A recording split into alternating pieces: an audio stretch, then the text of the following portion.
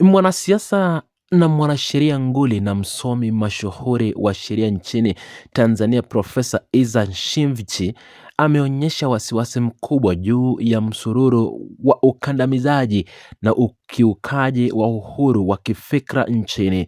Kupitia andiko lake rasmi lililochapishwa kwenye wavuti wa taasisi ya kiuchunguzi ya Sheria, Profesa Isa alitolea mfano kukamatwa na kushitakiwa kwa mhadhiri msaidizi wa sayansi ya siasa na utawala wa umma wa Chuo Kikuu cha Dodoma UDOM, Kitunzi Kaichage. Msomi huyo mashuhuri wa sheria alibainisha kuwa mhadhiri huyo aliripoti kituo cha polisi tarehe 8 Julai mwaka 2026 akiambatana na mwanasheria wa chama cha wanataalamu Chuo Kikuu cha Dar es Salaam UDASA kufuatia tuhuma za kuchochea maandamano ya siku ya mapumziko ya tarehe 7 Julai mwaka huu. Mwalimu huyo wa sheria na mtafiti mwandamizi Profesa Isa alifafanua kuwa Kitunzi alikaa mahabusu kwa siku 17 kinyume cha sheria hadi pale Mahakama Kuu ya Tanzania ilipotoa amri tarehe 21 Julai iliyoagiza apewe dhamana. Hata hivyo, jeshi la polisi tarehe 23 Julai lilimfikisha mhadhiri huyo katika mahakama ya hakimu mkazi akimtuhumu na kutuhumiwa kwa kosa la ugaidi ambalo halina dhamana kisheria. Hati ya mashtaka inamdai mhadhiri huyo msaidizi wa UDOM Kitunzi kutishia kuchoma moto majengo ya umma na nyumba ya askari polisi tarehe 3 Julai ndani ya eneo la Chuo Kikuu cha Dodoma mkoani Dodoma, akiwa na nia ya kuwatisha wananchi wa Jamhuri ya Muungano wa Tanzania. Mtaalamu huyo wa sheria na katiba Profesa Isa amekosoa vikali hati hiyo ya mashtaka, akieleza kuwa imekosa maelezo ya msingi kama vile eneo halisi, vitisho vilivyotolewa, chombo kilichotumika na adhira iliyokuwepo wakati wa tukio hilo. Profesa alibainisha kuwa kasoro hizo zinadhihirisha matumizi ya mfumo wa mashtaka wa kuchukua na kubandika, yaani cut and paste, yenye lengo la kutisha wataaluma na kupunguza uwezo wa vyuo vikuu kuwa vituo vya fikra tunduizi. Mashtaka hayo yaliyowasilishwa mahakamani na tarehe ya Julai 22, ikiwa ni siku moja tu baada ya uamuzi wa Mahakama Kuu uliokuwa umeagiza mshtakiwa kupewa dhamana. Mwandishi huyo na msomi wa sheria Profesa Isa alioji maswali mbalimbali ya kisheria kuhusu hati hiyo, ikiwemo iwapo vitisho hivyo vilitolewa kwenye jumba cha mihadhara, chini ya mti au kwenye ukumbi wa umma, na kama vilikuwa vya maneno au maandishi.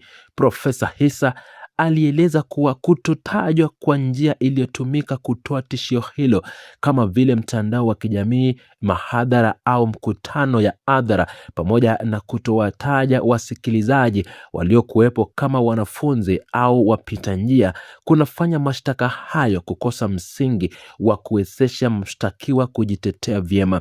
Mtafiti huyo alisisitiza kuwa lengo kuu la mwandishi wa mashtaka hayo ni kumshtaki mshtakiwa kwa kosa lisilokuwa na dhamana ili kumwadhibu na kumbandikiza hofu kwa wataalamu wenzake.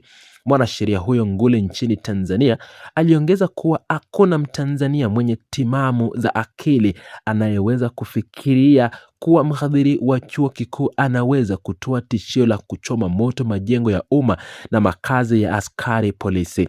Profesa Isa alikumbusha kuwa hali hii inatokea hata baada ya machafuko ya uchaguzi mkuu wa tarehe 29 Oktoba mwaka 2025 yaliyosababisha majeraha na vifo vya mamia ya vijana pamoja na hofu kuu iliyotanda kote nchini. Msomi huyo alibainisha kuwa ni vigumu kuamini kuwepo kwa Mtanzania mmoja aliyejitenga kwenye ujasiri na kutoa vitisho vya aina hivyo katika mazingira ya sasa ya nchi.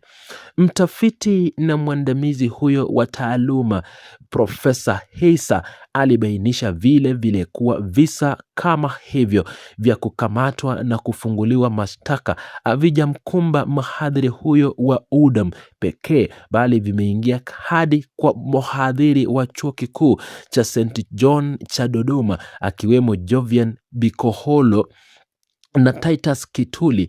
Profesa Hisa akieleza kuwa mkondo huu wa matukio umewakumba pia viongozi na wanachama wa chama cha upinzani cha Chadema, wakiwemo wanafunzi mbalimbali wa vyuo vikuu nchini. Katika andiko hilo, mwanasheria huyo alihoji pia ukimya wa chama cha wanataaluma chuo kikuu cha Dar es Salaam UDASA, huku akitoa wito kwa na taaluma kote barani Afrika kutokubali kunyamazishwa mbele ya ukiukaji huo wa haki. Mwanasiasa na naibu waziri wa mambo ya ndani ya nchi Patrobas Katambe akizungumza tarehe 29 Julai mwaka 2026 visiwani Zanzibar alijibu malalamiko hayo na taarifa ya kukamatwa kwa watuhumiwa zaidi ya 130 kote nchini. Naibu waziri wa mambo ya ndani alikanusha vikali kuwa kuna mkakati wowote wa kiserikali unaolenga kundi fulani la wataalamu au taasisi yoyote ya kisiasa nchini. Kiongozi huyo wa Wizara ya Mambo ya Ndani alisisitiza kuwa jeshi la polisi lilichukua hatua za kuzuia viashiria vya uvunjivu wa amani vilivyopangwa na kuratibiwa kuelekea siku ya Sabasaba baada ya kutoa tahadhari zaidi ya 4 kwa umma. Naibu waziri Katambe alieleza kuwa kusingekuwa na mantiki ya kulenga wanataaluma, kwani kuna wataaluma wengi ambao wako huru mpaka sasa na wanaendelea na shughuli zao bila kuingiliwa. Kiongozi huyo wa serikali alithahadharisha dhidi ya kutetea mambo yasiyojulikana, hasa kwa mashauri ambayo tayari yako mahakamani, ambapo serikali au wadau wengine hawana nguvu ya kuyahoji kwa sasa. Naibu waziri Patrobas Katambe alibainisha kuwa miongozo ya kimataifa kama mkataba wa Uganda haitoi kinga kwa makosa ya jinai kwa mtu yeyote yule. Kiongozi huyo wa serikali na mbunge Patrobas Katambe alisisitiza kuwa status ya mtu kama mhadhiri, mwanasheria, waziri, mbunge, mwanabiashara, mwanasiasa, mkulima au mfugaji haiwekwi juu ya sheria za nchi pale anapotuhumiwa kujihusisha na makosa ya jinai. Naibu waziri wa mambo ya ndani ya nchi alimaliza kwa kuwataka wananchi na watumiaji wa mitandao ya kijamii kuacha kupotosha umma na badala yake kusiachilia mahakama sifanye kazi yake ya kisheria bila kuingiliwa na kwa wajibu na mujibu wa taratibu zilizowekwa.